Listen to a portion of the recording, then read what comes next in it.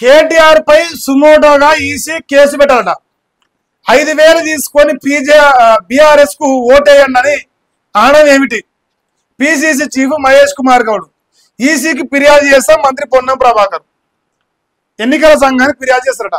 ఏమనంటే మన కేటీ రామారావుని 5,000 రూపాయలకు రూపాయి తగ్గకుండా తీసుకొని కాంగ్రెస్ పార్టీ దగ్గర 5,000 రూపాయలు తీసుకొని మళ్ళీ ఓటు మాత్రం బీఆర్ఎస్ పార్టీకి అని చెప్పిండు. దానికి ఎన్నికల సంఘం కాడికి పోతారట. నోటుతో అన్నోని కాడికే ఎన్నికల సంఘానికి పోతే శేషటోని కాడికి ఎడికి పోవాలి మరి? ఈ రాష్ట్రంలో కాంగ్రెస్ పార్టీ పార్లమెంట్ ఎన్నికల్లో 20 లక్షల మందికి మనిషికి 500 మంచిది ఒక్కొక్క పార్లమెంట్లో. అంటే ఆ సిగ్గుతప్పిన జోల గురించి మనం మాట్లాడొద్దాం. అది పాస్ అవుతుంది, సడన్ గా పాస్ అయిపోతుంది. ఇప్పుడు మహేష్ అన్న ఈ రాష్ట్ర ప్రజలందరూ అడుగుదాం, రేపు జూబ్లీస్ లో కాంగ్రెస్ పార్టీ అనా పైసా పంచదు అని నమ్మేటోళ్ళు ఉంటే తీసుకొని రా. నీ కాంగ్రెస్ పార్టీలో ఉన్నా సరే ప్రజలలో ఉన్నా సరే. నాకు తెలిసి అయితే నమ్మరు జనాలు.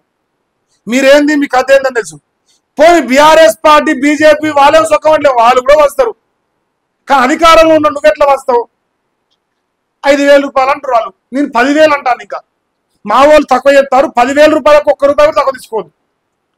ఎన్నికల సంఘం కాడికి పోతాను, ఎన్నికలను ఉల్లంఘించినట్టు అదొకటి మాట్లాడే పరిస్థితి ఉంటే, ఇదే రాష్ట్రంలో అజారుద్దీన్ అనేటోడు ఏ రకంగా ఎన్నికల కోడ్ ఉన్నాక మంత్రి అయిండు? ఎందుకు జూబీస్ లో ముస్లింల ఓట్ల కోసం ఎరేసిర్రు? అదొద్దు. ఆ ఎన్నికల సంఘం దాని మీద రెస్పాండ్ కాదు, దొంగ ఓట్ల పైన రెస్పాండ్ కాదు. 35,000 దొంగ ఓట్లను తేల్చేసిరు. ఇంతవరకు దాని మీద నో యాక్షన్. ఇంకా ఉండే అవకాశం కూడా లేదు యాక్షన్. అది మాత్రం మాట్లాడద్దు మనం.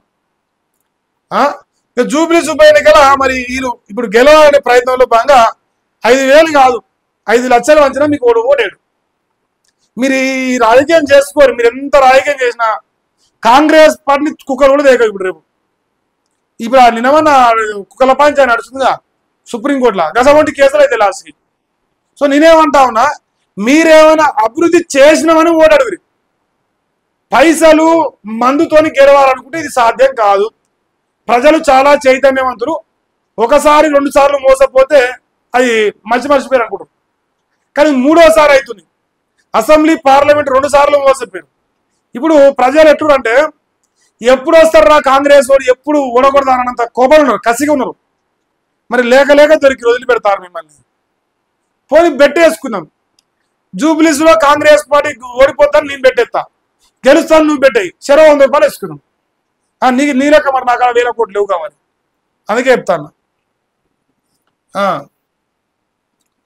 ఒక్క హామీ కూడా నెరవేర్చలేదు. 100 రోజులు అని చెప్పి 1000 రోజులైనా అమలు చేయలేదు రామచంద్రరావు గారు.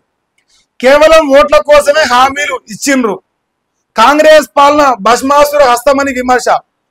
రాష్ట్ర ప్రభుత్వంపై బీజేపీ ఛార్జ్ షీట్ రిలీజ్ చేసినట. బీజేపీ ఛార్జ్ షీటా? అది వేరే ఉంటుందా? సో మనోళ్ళు అయితే మరి గ్యారెంటీల గురించి మాట్లాడతారు.